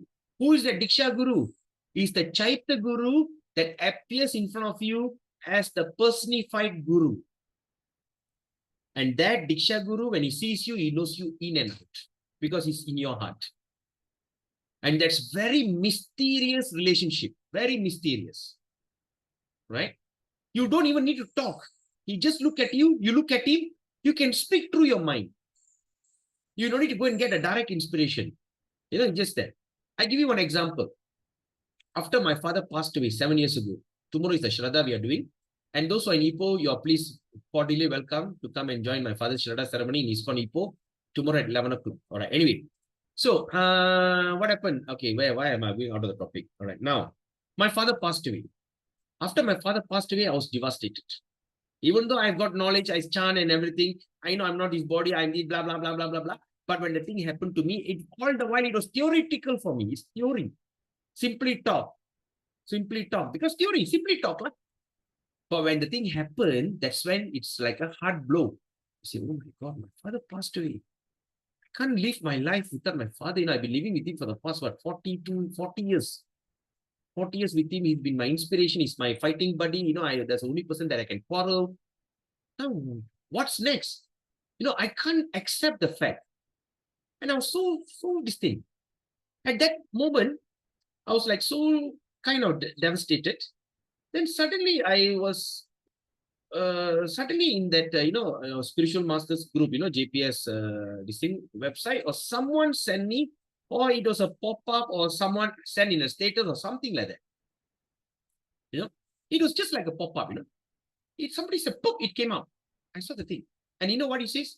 My spiritual master was telling, you say, recently, there's my disciple who lost his father, and he was very sad. And I just told him, do not worry. I am your eternal spiritual father. I'm always there. Oh my God, exploded. How is that possible? Right? I was devastated, and I was like, what's polumbraning? I was like lamenting. I was lamenting. Wherever I see my father like that. Until my spiritual master spoke to me through some pop-up. And why that thing has to come out at that moment? He said, my disciple have lost his father, and I don't know who he's talking about. Maybe it's one of his disciples. He's come and crying to me. My father has passed away, my dear Guru Maharaj. And then my Guru Maharaj said, no, don't worry. You have lost your material father, but I am your eternal spiritual father. I'm always there for you and with you. Wow. That is what the Chaitya Guru, Diksha Guru, this is mysterious. Therefore, so what is Krishnadas Kaviraj says in Chaitanya Charitamrita Adi Lila chapter 1 on devotional, on spiritual master. What he said? The spiritual master that manifesting in front of you is the mercy potency of Sri Krishna. So Krishna has potencies, mercy, love, prema, and these are a lot of potencies, right? So one of that energy of Krishna that is merciful potency appears in front of you as a spiritual master. You got it? So that spiritual master, even he lives in a human mundane body, but he has to be understood that that is Krishna himself. That is why we worship our spiritual master as how we worship Krishna. All right? And that's why we understood we cannot see them in a material body form. We cannot see their deformed form. They cannot see them as like an ordinary people. All these offenses, we studied about offenses, right? This regarding the spiritual master, underestimating him, is illiterate, all that is very dangerous. Because that is Krishna himself. Right? So that is how. Because since we got a gross eyes, I cannot see Krishna. If Krishna appears in front of me, I can't even recognize him. I don't know how many times Krishna might have appeared in front of me or walked along all of you. Maybe the Krishna has walked past you, but he couldn't recognize because we are gross. So Krishna came in that gross form, in the form of a spiritual master, Diksha Guru, Siksha Guru, Vaishnavas. All right? So he can come in the form just to irritate you, some neophyte. He can come in the form to inspire you, in the form of Madhyamadhikari. He can come into the form that to motivate you to go back to Godhead. That is Uttamadhikari. That's why we should not disrespect even a fallen, even what they call a Kanishta Adhikari. So when we see Kanishta, we mentally honor them. When we see Madhyama, we go there and open our heart and talk to him, pay obeisances. But when you see Uttama, wherever you see him, you fall flat at him. Because that is also the direct manifestation of Krishna. Right? But when the Guru thinks, hey, I am Krishna. He starts to say, yes, I am your spiritual master. Therefore, I am Krishna. Finished. He's gone kiss. So when the Guru starts to think that he is Krishna, that's when he falls from his position. Anyway, so now you understand? So that is what natural working of engrossed jiva. This is what it means. So what is your preparation, your understanding? That is what you see, right? That's what you see others, right? The thing is, in your eyes, the beauty is in the eyes of the beholder, right? Sometimes when you see a person who are not so good looking, but there's someone attracted to that person, because according to that, So that means our gross nature, as how I say, the Myanmar boys are attracted to Myanmar girls, and I went to England. Even there's so many people are walking around me, but I was saying Indian there, Indian there, the Indian, everywhere Indian. Why? Because that's engrossed. So I hope you understand these things. So we are going very detailed in this subject because you understand these.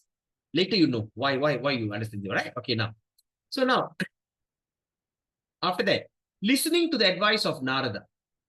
After listening to the Narada Muni advice, so Dvaipayana Rishi or Vyasa, he got another name also called Dvaipayana Rishi or Veda Vyasa and all this. So he got many names. So now, after listening to the advice of Narada, what happened? Vyasa was completely absorbed in the single and natural deep meditation of the soul. All right. So after he listened to that, get rid of all this dharma, artha, kama, moksha nonsense, straight go into that. So he completely absorbed in what? He completely absorbed in single and natural. Right? He went into the single and natural. So Krishna. So he went straight into the single and natural. Huh? Single and natural deep meditation. So he went straight to the soul. Well, you are the soul, and what is your authentic relationship with the Lord? Then he fully and clearly saw the name. That's when he saw the name. Then he saw the form. Then after that, he saw the attributes. Then after that, he saw the pastimes of Krishna, of the Supreme Person. Right? And that's when he started to compile. Then after that, he also saw Maya. All right? What is Maya? The shadow of Parashakti. So this Parashakti is not that Parashakti we are talking about. That Amman, we call Parashakti. Parashakti means supreme energy, supreme Shakti. And who is that supreme Shakti? And he's a shadow of that supreme Shakti. So he saw Maya. Did I spoke about this in this class? How the Maya, Rama Devi, have I spoke about this? I think we spoke, right? I think around last week, Monday, when I went so fast, then I pulled down. I think we explained. Yes, Prabhu, you did. You remember the Rama Devi? So the Rama Devi and first Lord Karna Daksha Vishnu saw Rama Devi and she became pregnant and gave birth to Jiva Shakti. So the pregnancy delivery is just for the normal man understanding. All right. So he saw when Lord Narayana, Lord Mahavishnu, Narayana in the form of Karna Daksha Vishnu saw Rama Devi, he impregnated her and produced Jiva Shakti. We spoke about that. Then when Rama Devi is in front, behind Rama Devi, there's a shadow of Rama Devi. See, there's a sun here. Here, there's a shadow at the back. So the shadow of Rama Devi is Maya Devi. That's why it says, he saw Maya Devi, the shadow of Parashakti. So far, so good. I hope you all understand. All right, Parashakti is having. All right, then now, he also saw Maya, the shadow of Parashakti, as having no other shelter than the absolute truth. And understood the anarthas of jivas. He understood the anarthas of jiva. Anartha means what? The what they call the false ego, the false understanding, what you call what you can call anartha. All the defects, right? Okay, I am a very lusty person, is an anartha. I love to drink, is an anartha. All that unwanted, inauspicious thing. Then you start to understand the anarthas of the jiva, who is the atomic chit tattva. Okay, it's atomic. Chit tattva means is a supreme, is a chit means is a spiritual potency. Atomic means a tiny, part of that chit tattva, which is called the jiva. He start to understand the anarthas of the jivas, the atomic chit tattva. What happened to them? Who is engrossed. He's so much engrossed, just like the child. Sometimes when they watch the cartoon, they forget the whole world. Sometimes they go see something, they see some merry-go-round, they just stand there and just look. They just look. Oh, look at that, so colorful thing going around, engrossed, merge into that, went deep into that. So that means, what they call, Vyasadeva saw that Maya, who is the shadow of the Parashakti, who has no shelter, who having no shelter other than absolute truth, and understood the anarthas of the jivas, the limitation of the jiva, who is the atomic of that main Krishna, that means the jiva, Paramatma, Chit Tattva, who is engrossed, right? You have such a great parentage behind you, who is Krishna himself, but you just look at the beauty about the material nature. Wow, like that. So engrossed.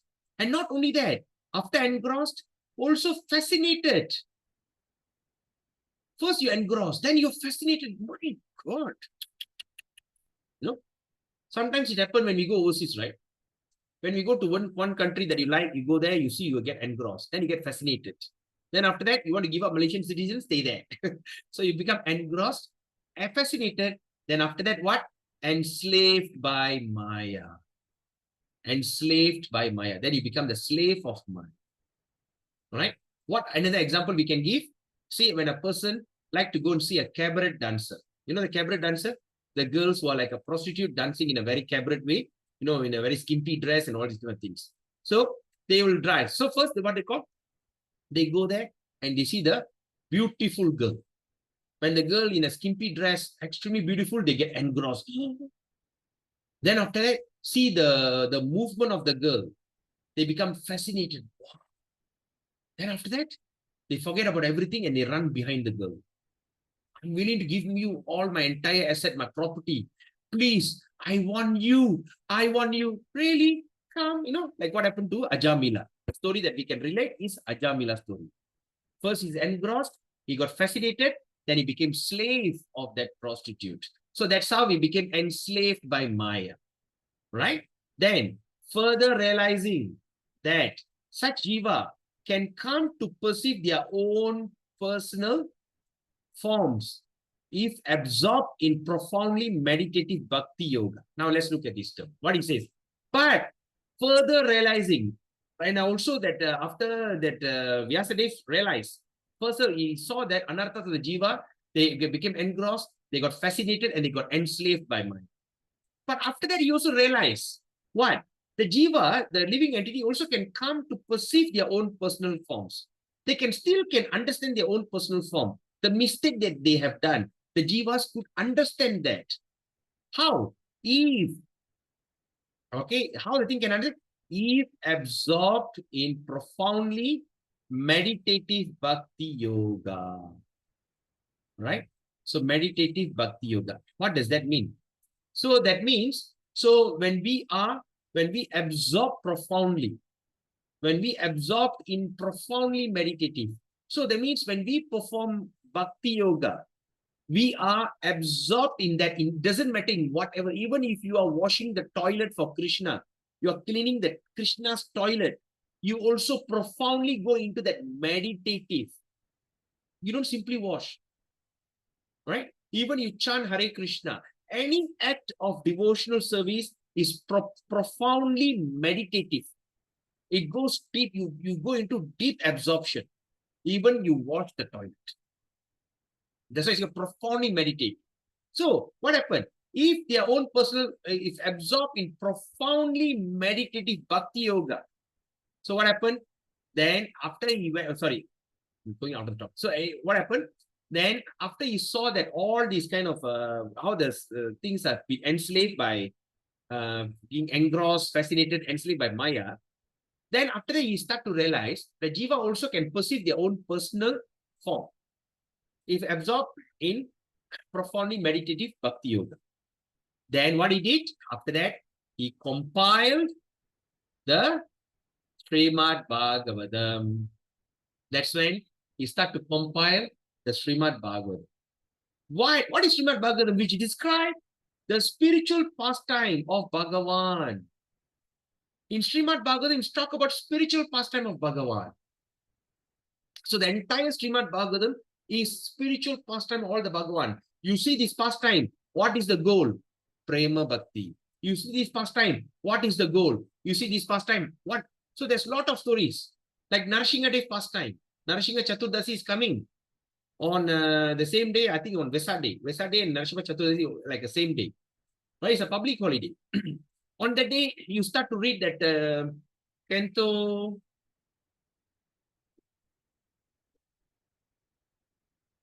Is it Canto 5? I'm not sure whether Canto 5 or Canto 7. The pastimes of Lord Narasingha. What happened? The story is like this. Number one, Prahlad born to a nasty father, a demoniac father. A Prahlad, who is a pure devotee, born into the family of a mad person, mad father. Now the question is, how can this great soul born in this kind of environment? You know, because in Bhagavad Gita, what we have studied, when you perform your bhakti, you will be born into the family of righteous Brahmana. You know, you're born in the family of righteous Brahmana. But how can this kind of pure soul born into a family of a demon? Right? So let's see how the process. So Hiranyakasipu is a nasty demon, very scary demon. He has a big revenge. He hates Vishnu. He hates Narayana. Because you know why? Because Lord Krishna killed his elder brother, Hiranyaksha. I'm going very slow. Huh? So he killed his elder brother. And he hates that Narayana.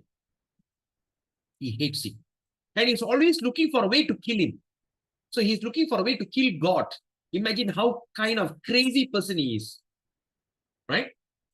So in order to achieve that goal, he went into that severe meditation. He wanted to go in severe austerity. Then all the devas, Indra, Yamuna, Varuna, all these devas all understood. This Hiranyakasipu is a mad person. You know, when a crazy person gets power, it's very dangerous. Like Idi Amin. I hope you all remember Idi Amin. When he came into power, he killed everybody whimsically and chased everybody out. All the non-Ugandan leave the country or something like that. Crazy fellas. So when the crazy people get power, it's dangerous. All right, now they said, okay, now he went into meditation. And that time, his wife is pregnant. So what all the devas thought? Never mind. Before we kill that flower, we kill the offspring. Because what's the point? I'm killing him because the seed of that poison is already in the womb. Let's kill the child. So they all come, kidnap the wife, want to kill the child in the womb. That's when Narada Muni came and said, stop it. What are you doing? What are you doing? They say, no, Narada, you don't know what this Hiranyakasipu's offspring. You know, before we take care of that flower, we better kill this child first. How can you kill a child in the womb? It's extremely distinct. So what happened? He rescued the wife and bring to his ashram. So he rescued Hiranyakasipu's wife and bring to his ashram. And in that ashram, what happened? Everybody was singing. All right, and he was chanting. And the wife of Hiranyakasipu came and asked Narada Muni, actually, what is this all about? And Narada Muni started to speak to his wife. So when Narada Muni spoke to his wife, Prahlad in the womb heard that. That's why when the mother is carrying a child, only good things must be spoken. And the most important, the Vedas has to be recited. So we always recommend all pregnant mother to read this book called Krishna, the Supreme Personality. The pastimes of this thing, right? So there's one particular book is recommended for pregnant mother. So anyway, he heard that, right? So what happened? Before he was born, he's already liberated soul, Prahlad. Then he was born. Then Hiranyakasipu got the boon from Lord Brahma that he can never be killed in the sky. He can never be killed on earth. He cannot be killed outside. He cannot be killed inside. He cannot be killed in any other thing. So after he got the boon, he came back. He said, yes, I got that power. The first thing, I want to capture Indra Loka. I want to go to heaven, kick that Indra out, and I want to sit on the throne. You know, I want to become the king of heaven. And I want all the girls to dance in front of me and make me happy. So he went there, kick Indra out, and do all this, and he started to become it. And after that, he stayed. Now the second step, first he conquered heaven. Second step, he brought atheism. He said, there's no God. And after that, the second thought of atheism, he says, I am God. Like how some human beings are doing. When they have little power, they can do some mantra, they can put the hand into the hot boiling rice, they can stir, they become God. These kind of funny people, right? So then what he said, I have all the power. It's little power people can show, they can become God. Imagine he kicked the Indra out and he became the king of heaven. And now he says, I am God. And therefore, from now onwards, everybody must stop doing oblation, yagya and everything to please Lord Vishnu. The prayers, oblation, Lord Vishnu has to be stopped. And I want everybody to chant this new mantra. Om Namo Hiranyakshaya Namaha. Om Namo Hiranyaksha. Hiranyakasipuve Namaha. Sorry. Om Namo Hiranyakasipuve Namaha. Right there. But the son, after he went to the school, he went to the Gurukul. He went there and says, now chant this mantra, Om Namo Hiranyakasipuve. He said, no. Om Namo Narayanaya Namaha. And that's when everything happened. So, okay, now the incident, a pure soul born into for the crazy man, an atheistic man. So now they start to show how pure Prahlad. Prahlad is fully dependent on Krishna. He just don't care about anything. Right? What are the incident? The father threw him from the cliff and he just jumping and he think, oh, I'm falling into the water where Narayana is sleeping. And he was saved. Then after that, he was given a poison. Right? The poison, the milk became blue. And he saw the color of Lord Narayana. He drank, he didn't die. And he tried so many ways to kill him. Couldn't kill him. Right? Like that. That's one incident. So he says how much surrendered Prahlad. Now, how is this Hiranyakasipu? Right? Hiranyakasipu is such a trouble to the world. He don't only torture the son. He went and tortured everybody around the world. Brahmanas, Devas, everybody is under this thing. Right? He's such a terror. Right? Then end of the day, after he was terrorizing one part and Lord Narayana was protecting this child, until one moment, he took the knife, want to kill Prahlad. He said, I want to kill you. He said, no, you can't kill me, my dear father. You know? He said, my Lord is there. Where is your Lord? He's everywhere. Sarvato Mukham. Everywhere. What do you mean everywhere? Ask him to come in front. He's in you, he's outside, he's everywhere. Then after that, he says, is he inside the pillar? Yes, he's inside that pillar. Then he took the club and just hit the pillar. Bang! And just to prove Prahlad right, from there, Narasingha Dev will burst and explode, come out. Tum! Ogram Veram Mahavishnum Jwalantam Sarvatomukam Narasimha Bhishanam Badram Mrityur Mrityum Namamyaham. Even the death will run away looking at him. He was that scary. He came in that form and fight and killed him. That's one story of Bhagavad. So, what is the takeaway from there?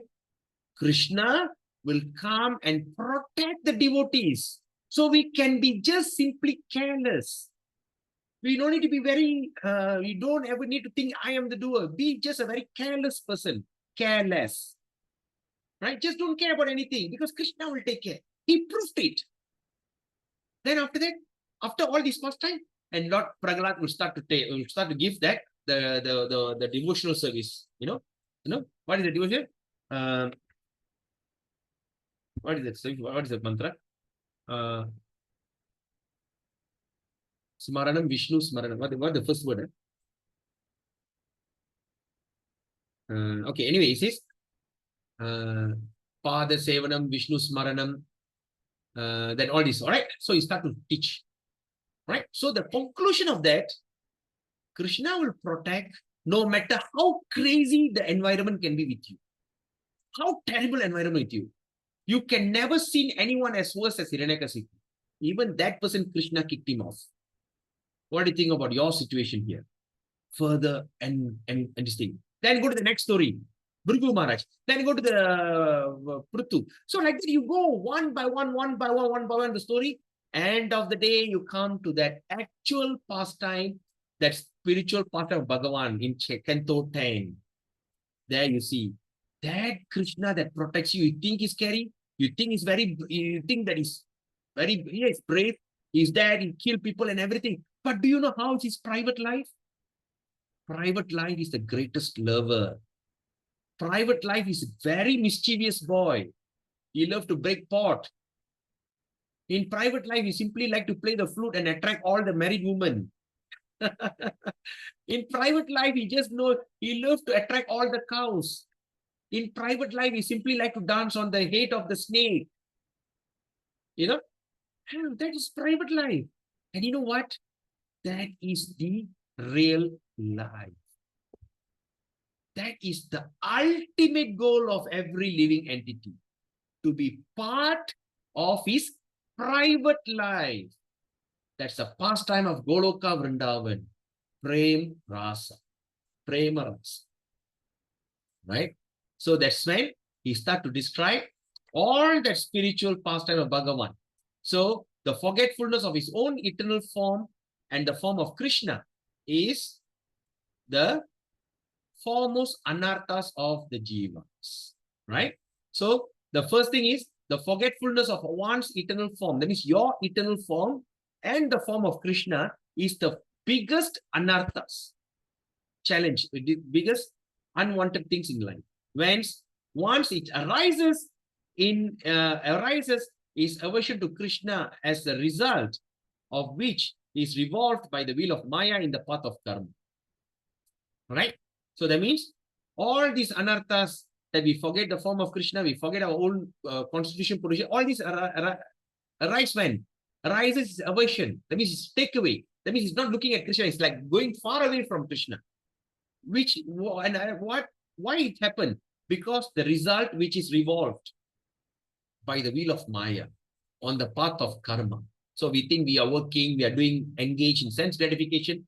Through that thought, we have lost our most important thing, right? So with that, we end the session here. Now it's already 11:06. So thank you so much. I feel so excited talking about it. Wow, beautiful session. Even I myself feel so good, right? So before I'll open for any questions and any answer, okay, we're going to continue the class tonight. All right, tonight is going to be even more pleasurable. Please don't miss the class. I know it's evening, right? If possible, please come and join the class in the evening. We can start at 7 o'clock. If it's okay with all of you, 7 o'clock. Around 7 to 7:30, we can start until 9 o'clock, right? 9:30. And if we can't finish today, we also continue the class tomorrow, Saturday evening.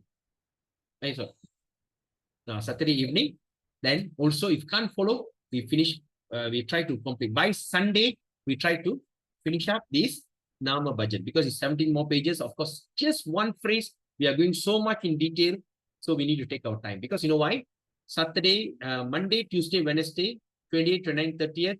That means end of this month. I'll be in Malacca. I'm going to Malacca, and I'll be back on the 1st May. So on the 1st May, we start our new session. So, okay, just take a 3 days break. So I want to prepare for all the notes and all this for the, going to go into the meditative for this.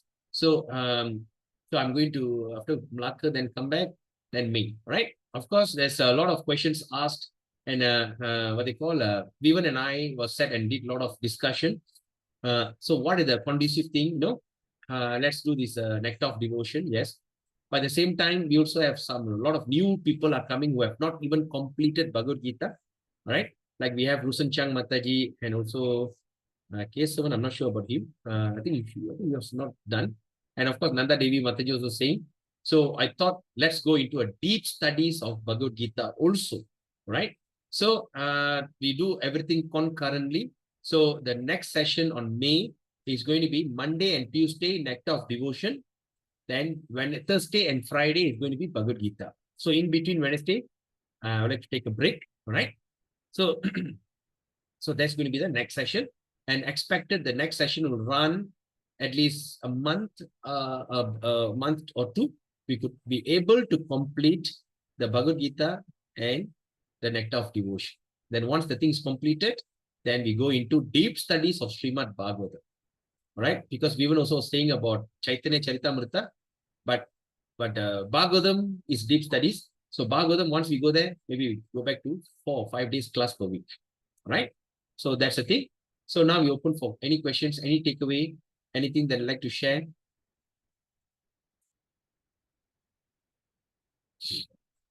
Is it clear? Is it the message is today delivered? I mean, are you clear about all this, what you have learned today? Hare Krishna, Prabhu. Yes, Mataji, Hare Krishna. No, just now you were mentioning something about the Diksha Guru. You were saying that Diksha Guru will actually be shown by Krishna, is it? Or how? See, it is just like this. For instance, the Okay. Diksha, you will be somehow or other attracted to him by listening to his pastime, by listening about his story. You know, somehow or other a kind of attraction will start to appear. Okay. So there are so many Diksha Gurus in the country, right? There's a lot of sannyasis and devotees are coming. So somehow or other you get one particular Guru, One is by looking at him, by listening to his pastime, or by discussing with some senior devotees who have devotee, they think somewhere they get attracted. So that is Okay. Krishna show it to you. Okay. Understood, Prabhu. Thank you. Okay, you're talking about lay mentor. There's so many Ah. men surrounding the country, but you're only attracted to your husband, right? Yeah. Just like that. There's so many people. You just somehow or other, there's kind of attraction. You get attracted to your guru. Okay. Okay. Ready for initiation this year? Don't know, Prabhu. I try my best. Just pray to Prabhupada. Okay. Pray to Prabhupada. Okay. Pray. And of course, you have selected your guru, right? No, Prabhu. I took aspiring from Jayapataka Swami. Okay. Only aspiring, Prabhu. Then I stopped there. Okay. Shelter No, also not yet. No, if you have selected Jayapataka Swami as your guru, Okay. then proceed from aspiring to shelter. Oh, okay, okay. There's other guru coming like Narasimha Maharaj coming. Okay. Another guru, what is his name? What Goswami? Vaishnava Prabhu, your guru Maharaj's name is what? Jananda. Janananda Goswami Maharaj. He's coming. Okay. Okay. Sort of thing. So you just see to which one that you're attracted. So once you're attracted, of course, you have to do his background check. Of course, no need to do background check because we all know. Okay. Your attraction is somewhere other. Are you attracted to him? Are you willing to surrender yourself to him? Are you going to accept him as your spiritual master birth after birth? So all these are kind of, until you are initiated, you can still consider. But once you're initiated, consideration. Okay. So you must be very careful when you want to accept initiation, because initiation is just like a marriage. Until marriage, you can still talk about this man, that man, that man. But once you're married, there's only one man. Just like that. Okay. Okay. All right. There's no regret after initiation. Oh. So, yeah. So you have to be very. So what you need to do, keep your mind open and pray yourself. I give you like, okay. Let me continue. But other than that, you have to select your own spiritual master according to your liking, not by popular vote. Don't choose the spiritual master out of popular vote. Or this spiritual master is very popular. No, it is your heart-to-heart, what they call, reciprocation. You got it? Got it. Have you done your guru disciple course? Done, Prabhu. In guru disciple, you learn, right? Yeah. Guru is equal. Yes or not? Yeah. Every guru is equal, but you get your guru according to your mood. Right? Okay. Okay. Krishna is there, but many people love to pray Krishna in the form of a baby. Some people like to pray to Krishna in the form of a king. Some people like to pray Krishna in the form of friendship. Some lover, like he himself got many like that. What is my mood? You'll get your guru according to your mood. That's why it's a natural relationship. It is not fake. Okay. Even take the instruction. All right. Oh, it's 11:20. Okay. So thank you so much. Please come and join again tonight at 7 to 7:30. I wish to start at 7 o'clock, but today is my father's Shraddha. I have to offer Pinda and all these kind of things. So we'll start at 7:30. Okay. So then, till then, we have a nice day. Later, I'll send in the group the invitation for my father's Shraddha.